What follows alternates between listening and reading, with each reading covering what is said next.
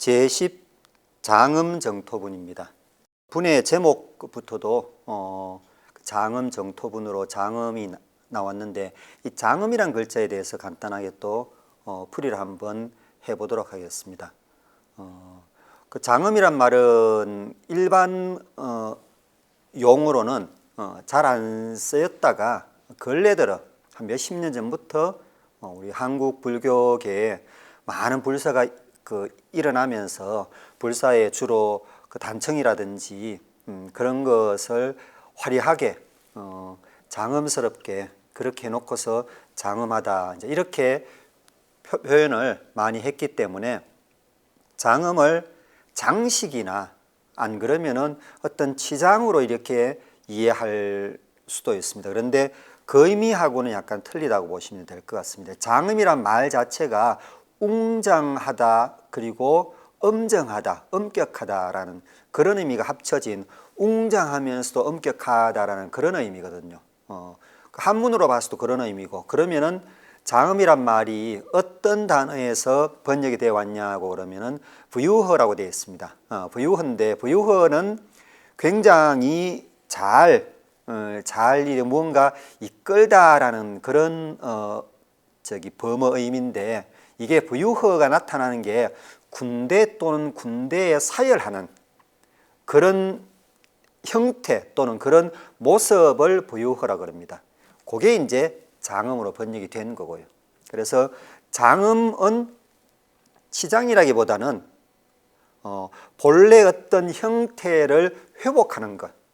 그래서 예를 들자면은 이 불국토가 있었는데, 그 불국토가 중생들 때문에, 중생들의 이기심이라든지 그런 것 때문에 그 불국토가 많이 훼손이 됐지 않습니까? 그러면은 훼손된 불국토를 본래 불국토로 돌려놓았을 때 그것을 장음이라고 그럽니다.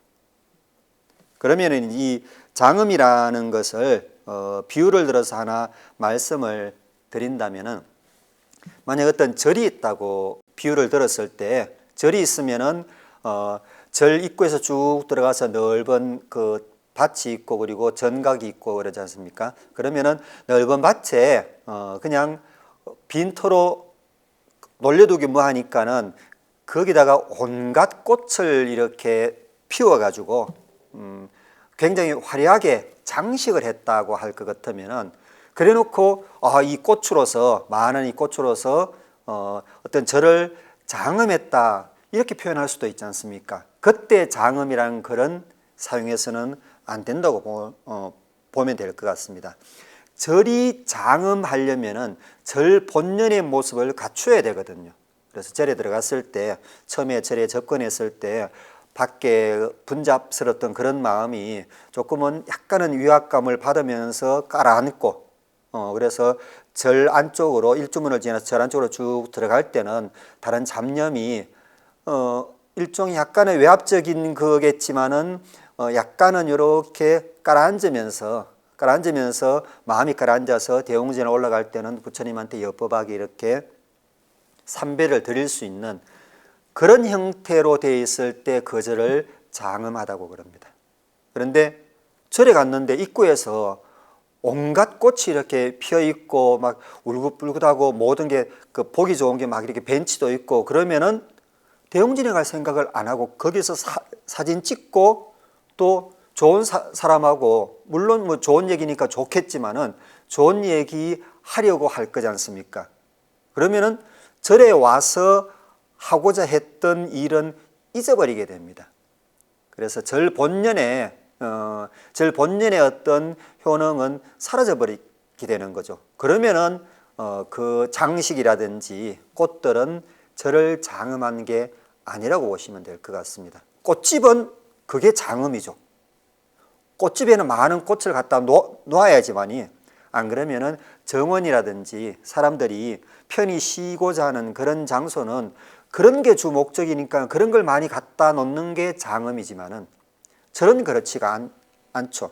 그래서 그 용도에 맞게 본래의 목적을 잘 달성할 수 있도록 꾸며놨다. 그러면 이제 그것을 장음이라고 보시면 될 것 같습니다. 그래서 불국토를 장엄한다고 하는 것은 중생 입장으로서 불국토를 예쁘게 꾸민다라기보다는 불국토 그 본연의 모습이 될 수 있도록 어떤 겁니까? 중생이 수행을 하는 모습을 보이면은 그게 불국토 장엄인 거죠. 그래 자꾸 수행을 해서 하루라도 빨리 중생들이 해탈에 나아간다. 그러면은 그게 진짜 불국토지 않습니까? 그런 것을 이제 불국토 장엄이라고 보시면 될 것 같습니다. 그리고 그러므로 수보리여 묻보살들은 이와 같이 청정한 마음을 내야 하느니라. 고문단 끝에 그 어디에도 머무는 곳 없이 그 마음을 내야 한다고 되어 있습니다. 금강경에서는 몇 소절 안 되는 아주 많이 알려진 문구 중에 한 문구죠. 억무소주 이생기심입니다. 억무소주 이생기심. 머무는 바 없이 마음을 내어야 한다. 이 머물다 할 때는 그러면은 어디에 머물지 않느냐? 여기서는 구체적으로 얘기는 되어 있습니다. 형색에 머물지 않고 그리고 소리나 냄새, 색성량 미촉법에 머물지 않는 거죠. 그러니까 육경에 머물지 않는 거죠. 육경에 머물지 않는 건데 그러면은 육경에 머물지 않는 걸로 끝나는 거냐? 그렇지가 않습니다.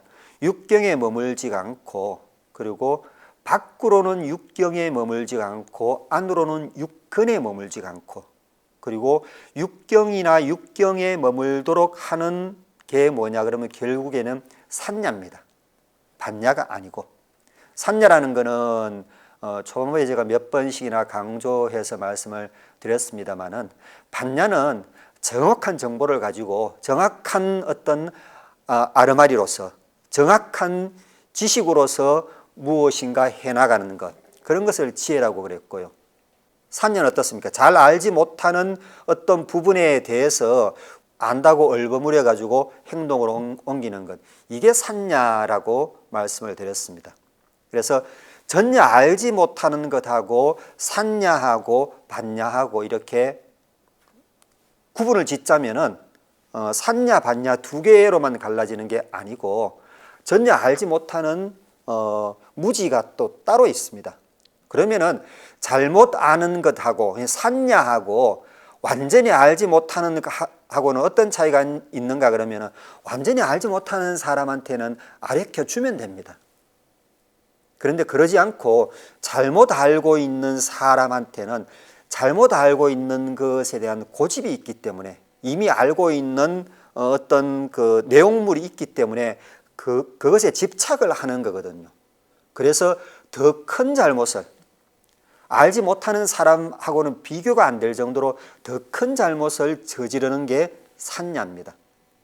그래서 불교에서 사상을 없애자라는 것도 아상을 없애자 또는 중생상을 없애자 이거지 않습니까? 그래 아상을 없앤다는 것은 아트만이 고정불변의 실체로 생각을 하고 있으니까는 그걸 없애자는 거거든요.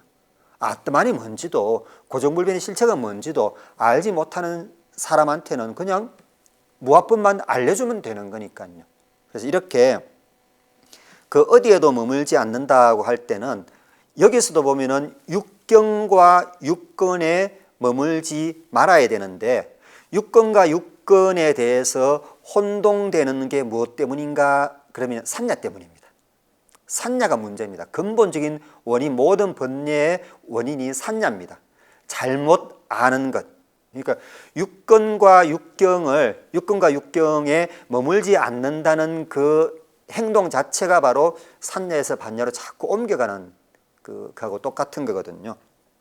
그래서 그 어디도 머물지 말라고 할 때는 육경 색생량 미촉법 그 어디에도 머물지 말라라는 그런 간단한 말에 실은 그 뒤에 있는 그림자들은 어떤 건가 그러면은 육경 내가 인지하는 그 세계가 진짜라고 고집을 해서 거기에 머물러서 어떤 행동을 하는 것 그러면은 업이 발생을 하는 거거든요.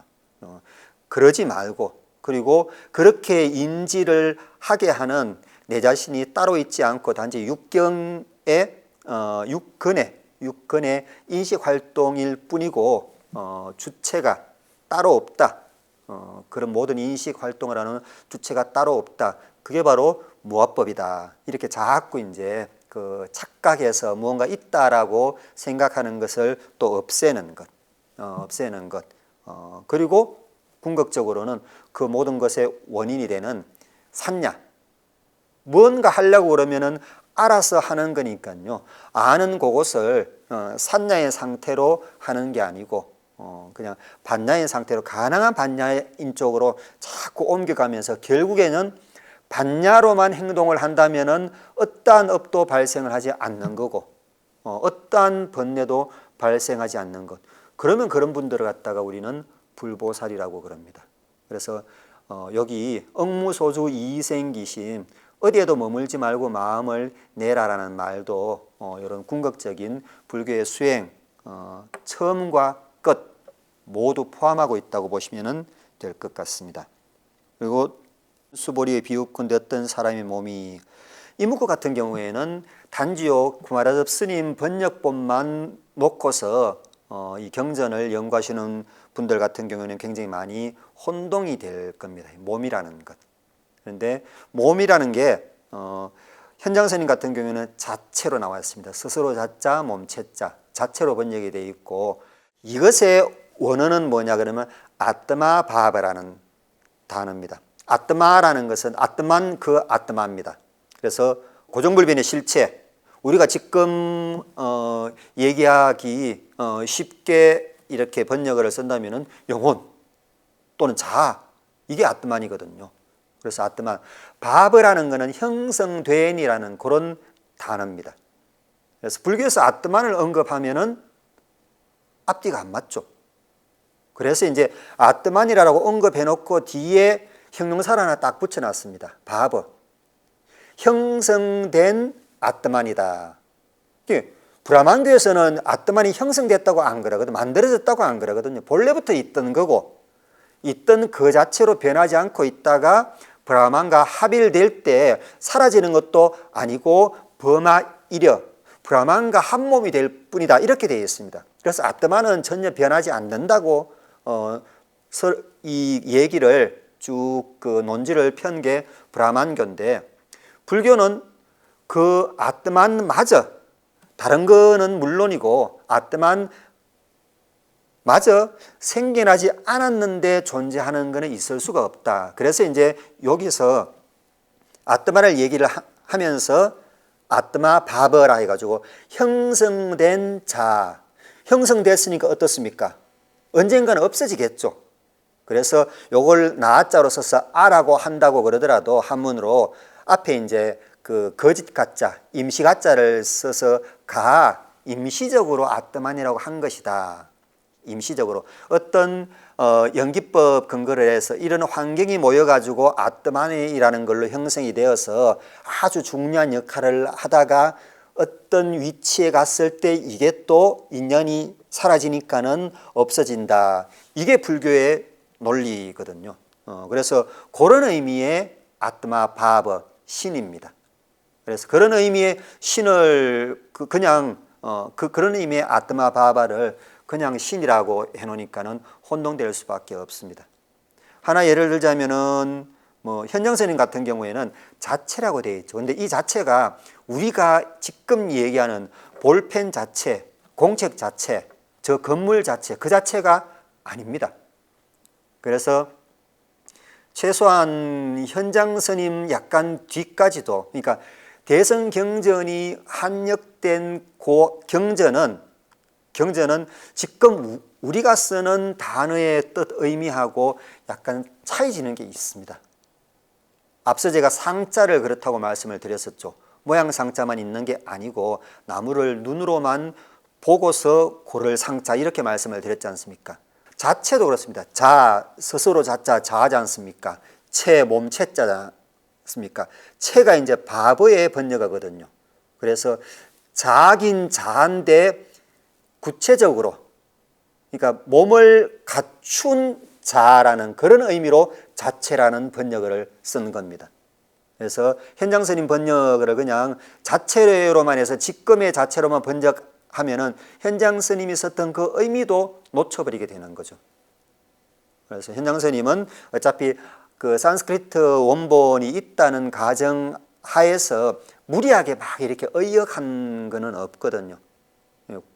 그렇다고 해서 구마라잡쓰면 무조건 의역했다기보다는 그때 판본이 안 남아 있으니까는 어쩔 수 없이 이제 약간 의역이 가해졌다고 볼 수 있는데, 그 현장스님 것도 자체를 형성된 자, 어떤 몸을 띤 체를 지닌 아트만 자다, 그렇게 보시면 될 것 같습니다. 근데 이게 여기서 이 문장에서 중요한 거는, 그러면은 그 몸이 수미산만할 때 그 몸이 크다 하겠느냐라고 말할 때, 몸이건 아뜨마 법은 자책은 그게 의미하는 게 어떤 의미인지, 그것에 대해서는 따로 말씀을 제가 안 드리겠습니다. 실은 안 드린다기보다는 못 드리겠습니다. 이런저런 그 의견들이 많은데, 내가 납득할 수 있는 의견이 어떤 의견인지 한번 이렇게 여러 책에서 한번 그 부분을 한번 찾아보시기 바랍니다. 몸이 수미산만큼 큰데 당연히 크지. 그런데 그냥 몸일 것 같으면은 그 말이 전혀 필요가 없거든요. 근데 그 몸이 무엇을 상징하고 무엇을 의미하는지에 따라 가지고 이 말이 수미산과의 비유, 그리고 수미산만하고 만하다 그럴 때의 비유, 이것을 이제 시간적으로도 공간적으로 막 이렇게 풀어놓은 그런 해석들도 많이 있습니다. 그런 거는 한번 도대체 이 몸이 무엇을 의미하는지는 한번 찾아보시기 바랍니다. 그리고 11장 무의복성분 같은 데는 그 내용 자체가 딴 게 없고, 업을 지으면은 무조건 업력이 발생을 하고, 업력이 발생을 했으면은 업과로서 업보를 받는 것은 당연하지 않습니까? 그래서 금생에 지금 이 생에서 업력이 발생을 한 상태에서 업보를 받음으로써 그 업력을 내가 감할 수도 있지만은, 남는 업력, 그래서 지금 금생에 받지 못하는, 미처 받지 못하는 업력은 그게 이제 내생으로 건너가는 거지 않습니까? 그래서 불교식 이 아트만 유아윤회가 아니고 무아윤회, 아트만이라는 게 존재하지 않는다 그러더라도 업력이 그 다음 생을 이렇게 일으킨다라는 그런 건데, 그래서 여기서 무의복성문에서 말한 거는 어떤 복보다도 무의의 복이, 무의의 복은 딴 거 없습니다. 무루복입니다. 무루복, 그러니까 무루업입니다. 그 셈이 없는 업, 번뇌를 일으키지 않는 업, 업력이 발생하지 않는 업. 그러니까 어떻게 보면 업이 아니죠. 그런데 업은 다른 말로 행위란 말입니다. 행위. 이미 그 불보살의 경지에 이르렀다 그러더라도 숨은 쉬고 밥은 먹고 해야 되지 않습니까? 부처님도 그러셨으니까는. 그래서 행은 하게 되어 있습니다. 행을 한다면은 업은 짓는 게 되는 거고요. 그렇지만은 이미 불보살님 같은 경우에는 산야로서 짓는 업은 없죠. 전부 다 반야로서 짓죠. 그래서 모든 것에 대해서 정보를 갖고 정확한 정보에 근거해서 정확한 발걸음만 내디디지 않습니까? 그래서 지어진 업이 무루업이라고 보시면 될 것 같습니다. 무루업은 업력이 발생을 하지 않습니다. 그래서 사구개송을 공부를 하고 다른 사람한테 일러주고 하는 이거는 무루업을 짓는 거거든요. 무루업을 짓는 거기 때문에 보석이고 신명이고 뭐 어떤 거라도 그거는 유루업을 짓는 거고, 좋고 나쁨이 있을 뿐이지 좋으면은 좋은 대로 좋은 업을 또 지워 나가야 되는 거거든요. 그래서 11 무의복성분에서는 무의의 복이 더 수성하다라는 말을 계속 반복입니다. 금강경 전체가 어떤 특정한 논조 몇 가지에 대해서는 계속 반복을 하고 있거든요. 반복을 하고 있다는 그 의미는 그만큼 이제 중요하기 때문에 그렇다고 보시면 될 것 같습니다. 우리가 금강경 책을 딱 덮고서는 다이아몬드 한 개가 더 귀하죠. 현실입니다. 그게 어쩔 수가 없습니다. 금강경 펼치고서는 계속 그렇게 외우고 나서 배우고 나서 그러고 나서는 금강경 책 딱 뜯고, 그리고 절 일주문 딱 나서면은 바로 변해버리지 않습니까? 그 바로 변한다는 바로 그 말이거든요. 자꾸 이렇게 반복한다는 말 자체가 뭐 못 알아들으니까는 그렇게 한다고 보시면 될 것 같습니다. 12. 존중 정교분에는 이제 약간 쉬어가라는 그런 의미인지 어떤 뭐 도리천의 선법당 관련된 그런 내용이 나옵니다. 12에는 이 금강경은 물론이고 계속만 설해 주더라도 그거는 굉장한 공덕이 될 뿐만 아니라 천신과 인간과 아수라들이 다 공양을 한다. 이런 공양은 뭐 의상대사 정도나 천공받고 그러지 않습니까? 그런데 계속만 잘 설해줘도 이런 걸 받는다고 되어 있습니다. 그래서 설화에는 도리천 왕인 제석천은 이 반야경을 그렇게 좋아했답니다. 그래서 도리천의 중앙 성 안에 큰 법당으로서 선법당이 있는데 그 선법당에는 항상 반야경이 이렇게 놓여져 있고 그래서 부처님을 매시기도 하고 불보살도 매시고 또 직접 이렇게 공부한 거는 설법도 하고 그런답니다. 그래서 마야부인께서도 열반에 드시고 난 다음에 올라가신 거는 도리천이고 도솔천이죠.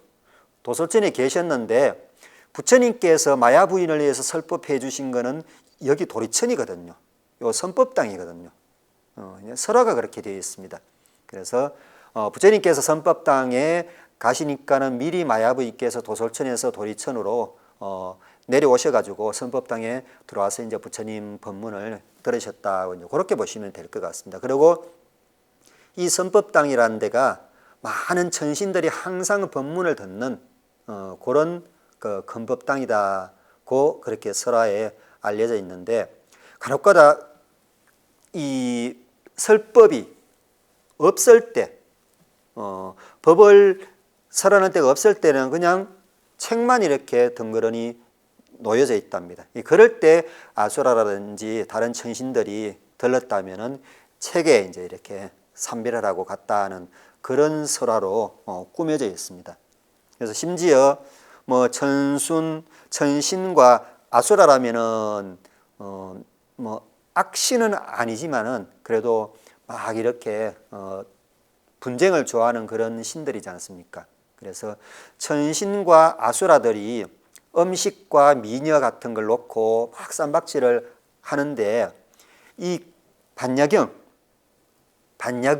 앞에 딱 놓이면은 진짜 순한 양처럼 그렇게 공경한 자세로 바뀐답니다. 그래서 그런 말 전체가 이런 설화들 전체가 의미하는 것은 그만큼 반야부 600부 반야경 자체가 그 니까야에 온전하게 옮겨서 번역된 거면서 무아법을 담은 부처님의 근본 가르침이다라는 것을 밝히기 위해서 그렇게 그런 설화들이 나온 것 같습니다. 그리고 제13 여법 수지분 같은 경우에는 수보리가 부처님한테 경의 이름을 묻는 부분이 나옵니다. 그래서 이 부분이 이제 그 해설해 드릴 내용이 약간 있는 게 부처님께서는 그 우리가 일반적으로 근본 경전이라 할 수 있는 니까야의 상당 부분을 부처님 계실 때 당신께서 정리하셨다고 그럽니다. 여기서 이제 당신이 정리했다는 건 당신이 직접 하셨을 수도 있고 안 그러면 상수 제자를 시켜서 했을 수도 있고 니까야의 상당 부분을 그래서 그렇게 정리된 것을 제자들로 하여금 외우게 함으로써 그래서 그렇게 정리했다는 것은 이미 그 부분에 대해서 설법을 하셨다는 거거든요. 그래서 먼저 설법을 하시고 그 설법을 하신 내용에 대해서 오늘 내용이 괜찮다 그러면 그 내용을 정리를 하셔가지고 그것을 외우게 했습니다. 그러면은 설법을 듣고 정리해 준 경의 내용을 빨리어로 되어 있겠죠. 경의 내용을 외운 사람한테는 부처님의 가르침이 완전히 머리에 정착이 되어 있습니다. 그렇게 해야지만이 부처님이 돌아가시자마자 제1차 결집이 가능했던 거지. 이미 준비되어 있는 상태에서 바로 모여해서 그 제1차 결집이 가능했지. 그렇지 않고 오늘부터 누구는 몇 년도부터 몇 년도까지 부처님이 하신 거 정리해봐. 도저히 불가능합니다. 그날 당장 그렇게 한다는 거는. 그렇게 정리를 하셔가지고 전해줬지 않습니까? 전해줬는데 그때 이제 주로 보면은 이 경은 이 가르침은 어떻게 이름합니까? 라는 그런 게 이제 니까야에도 많이 나옵니다. 그래서 스님 오늘 가르침은 주 내용이 뭡니까? 이게 이제 그 가르침이나 경 제목이 될 수도 있겠죠. 그래서 가르침이 끝난 그 순간에 그것을 실은 물어본 겁니다. 이것을 요약했을 때 이 그 경, 이 가르침의 이름은 타이틀은 뭐라고 붙이면 좋겠습니까? 그러니까 그런 역사적인 흐름이 있으니까는 요 위치에서 경 이름을 물어보는 것. 꼭히 이제 수트라의 이름을 물어본다라고는 되어 있지 않습니다. 가르침의 제목, 가르침의 어떤 이름, 뭐 그렇게 되어 있습니다. 산스크리트에는. 그래서 그거는 충분히 가능합니다. 그리고 경전에는 안 밝혀져 있지만은 뭐 법구경 같은 그런 해설서, 뒷얘기, 백그라운드 스토리 같은 데는 부처님의 제자가 부처님의 가르침을 받고서 부처님의 가르침을 머릿속에 인지한 다음에 그 기억한 다음에 멀리 가서 또 그 제자가 제자를 받아서 부처님으로 봐서는 손상자겠죠. 손상자가 왔을 때 부처님께서 손상자가 외우는 경전의 내용을 다 듣고서는 한자도 틀리지 않고 다 외는구나 이런 내용이 나옵니다. 그 말 자체는 이미 부처님의 그 멀리 보낸 그 제자한테 그냥 대충 내용을 일러준 게 아니고 개요를 일러준 게 아니고 구체적인 경전을 정리를 해서 줬다는 겁니다. 줬기 때문에 그 내용을 그 경전의 내용을 외워서 또 와서 부처님한테 일러 바치니까 부처님이 흡족해 하셨다. 그런 그 설화도 백그라운드 속에 들어있는 설화도 제가 말씀드린 경전이 부처님 살아 계셨을 때 정리되었다는 그 설을 반증하는 거라고 보시면 될 것 같습니다. 그래서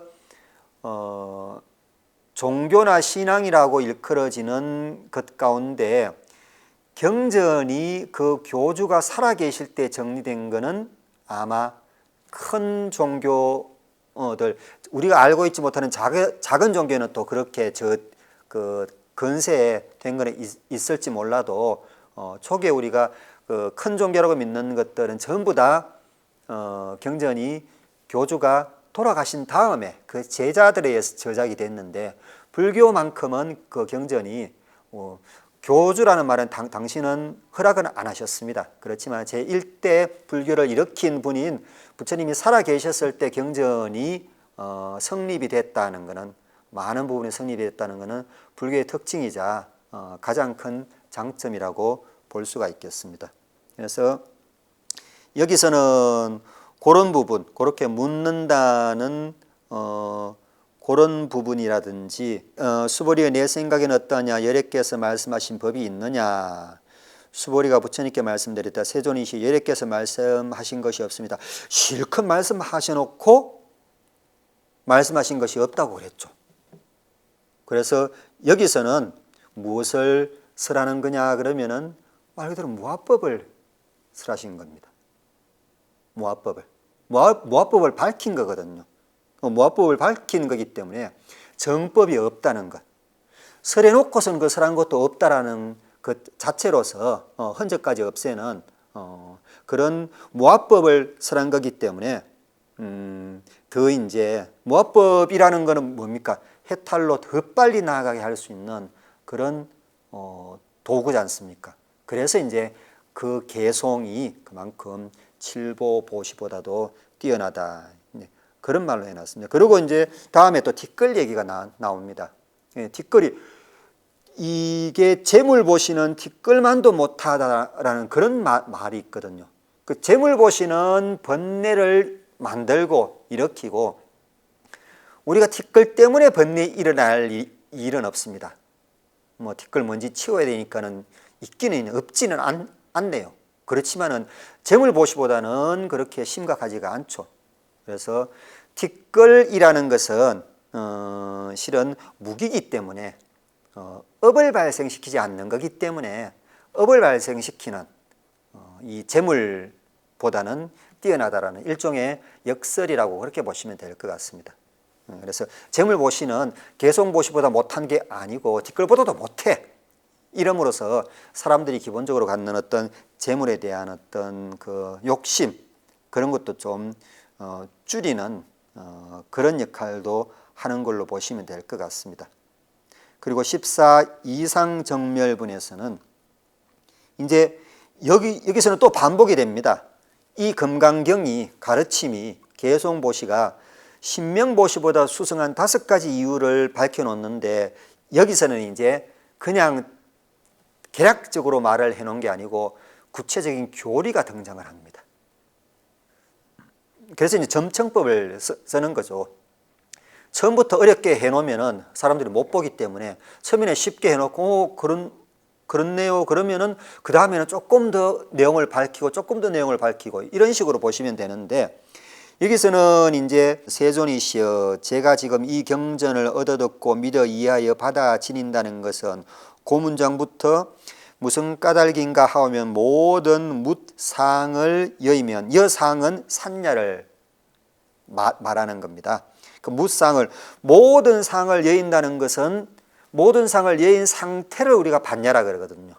반야가 따로 있는 게 아니고 산야를 없애야지만이 얻을 수 있는 게 그 결과물이 반야다. 그렇게 보시면 됩니다. 그래서 그 반야를 가지면은 곧 그 사람을 부처님이라. 그러니까 모든 무상을 여이면은 재불이라 이름하기 때문입니다. 이렇게 되어 있습니다. 그래서 요 문구에서는 이 개송보시가 신명보시보다도 수성하면서 구체적인 교리인 아공, 법공, 구공, 삼공을 이렇게 등장시킵니다. 삼공을 등장시켜서 사상이 없도록 해야 한다. 아공이죠.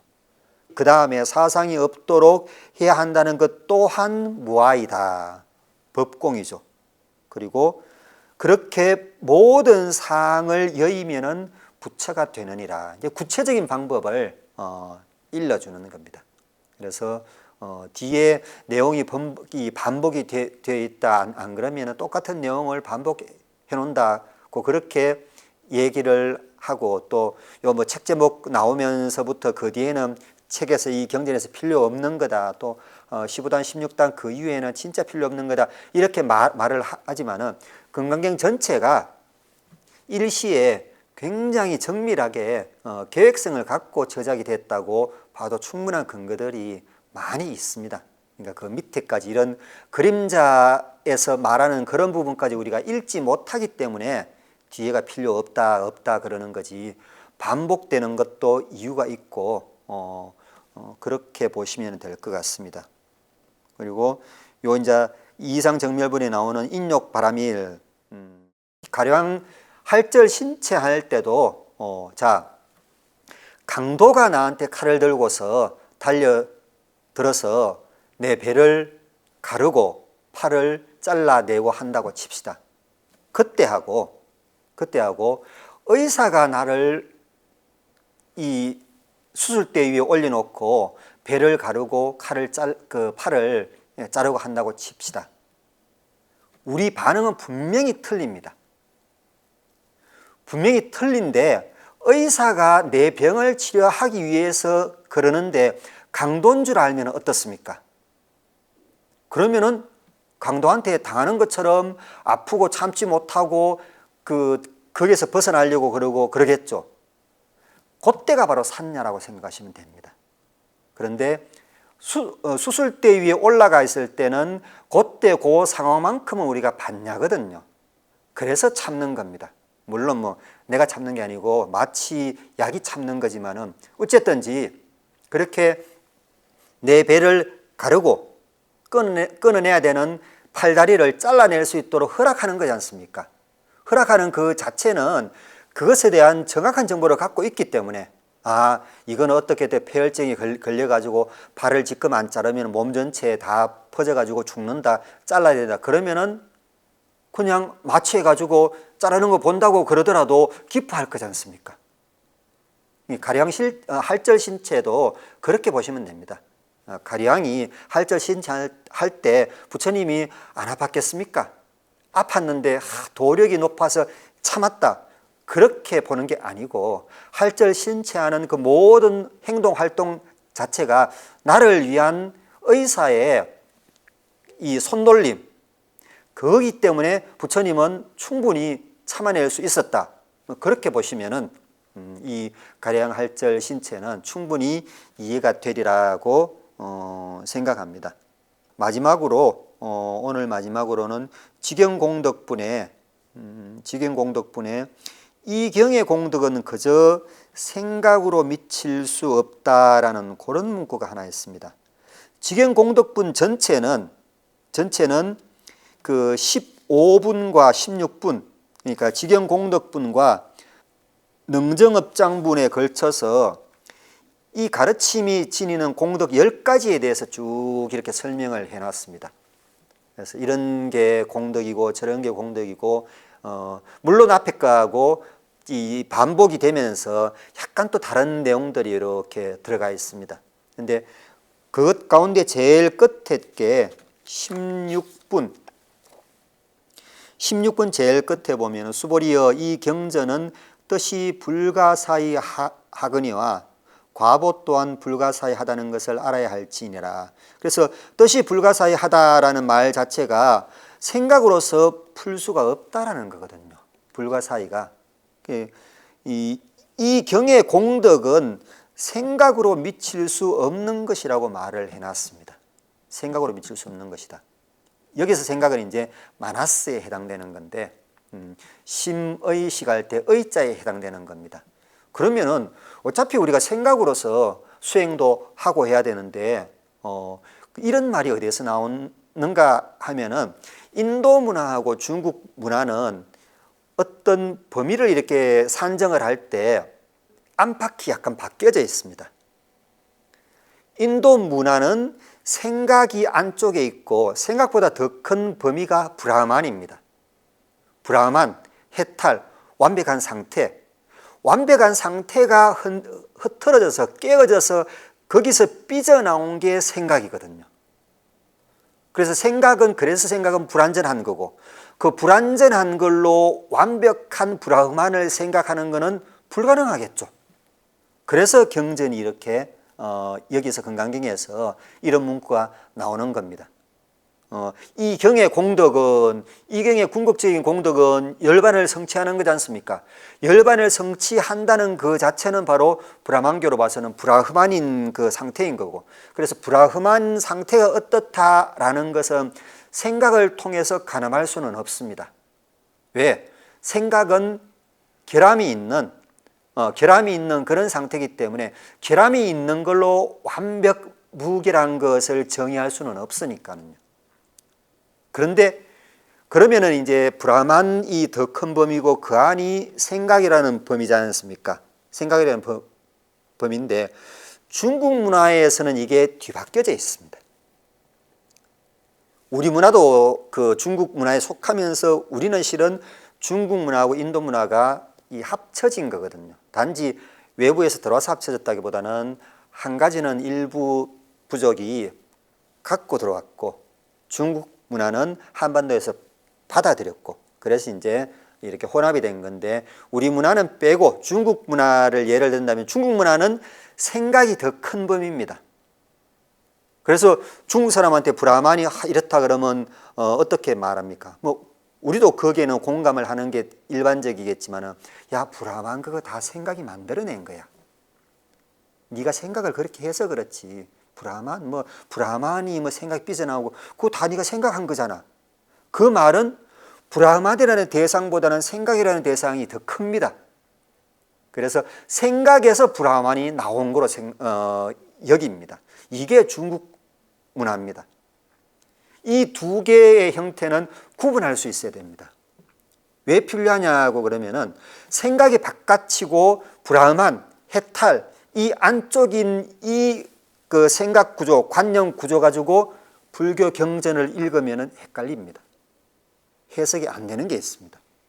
이해가 안 되는 게 있습니다. 그냥 흐릿하게 아이고 뭔가 있구나 이렇게 끝나는 게 있습니다. 인도 사람들은 분명하게 우리 아무리 생각을 해봤자 이거는 결함이 있으니까는 브라만이라는 게 뭔가 있다고 그러는데 저 절대적인 존재는 뛰어넘지 못한다는 이 생각은 절대적으로 갖고 있습니다. 중국 사람들 그런 생각 절대적으로 없습니다. 그래서 중국 문화에서 저작이 된 저작물을 읽을 때는 중국 문화에서 저작이 되고 번역이 된 불교 어떤 해설서를 읽을 때는 중국 색채를 묻혀가지고 불교를 읽어도 되지만은 본래 불교의 의미, 내용을 읽을 때는 이 브라흐만이라는 개념이 생각이라는 개념보다 더 큰 포션을 차지하는 밖에 있는 이 개념이 어떤 건지도 자꾸 우리가 이해를 해야 되고요. 그것을 이해한 상태에서 불교의 경전을 읽어야 됩니다. 그렇지 않으면은 불란서 갖다 놓고 독일어 방식으로 읽어내는 거하고 똑같습니다. 그래서 여기 16분 능정업장분 끝에 나오는 이 경의 공덕은 그저 생각으로 미칠 수 없는 거다. 생각으로 생각 못할 정도로 그냥 그 공덕이 크다라고만 단순하게 생각하지 마시고 그렇게 생각과 브라만의 카테고리가 중국과 인도가 바뀌어져 있다. 우리는 주로 중국 쪽에 속해 있다. 그러면 인도 쪽은 어떤 건가? 그걸 자꾸 생각하셔가지고 경전에 애매한 게 나올 때 그러면 생각을 모두를 한번 바꿔볼까? 이렇게 자꾸 해보시는 것도 수행을 정진시키는 수행을 일체월장으로 정진시키는 방법 중에 하나인 것 같습니다.